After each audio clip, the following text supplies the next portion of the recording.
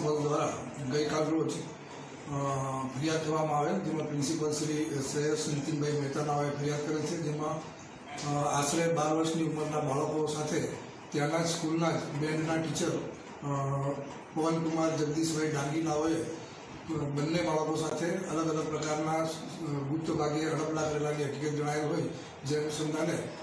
જોડિયા police station ખાતે ફરિયાદ દાખલ કરી આ જોડિયા પીએસઆઈ દ્વારા તપાસ ચાલુ કરેલ છે।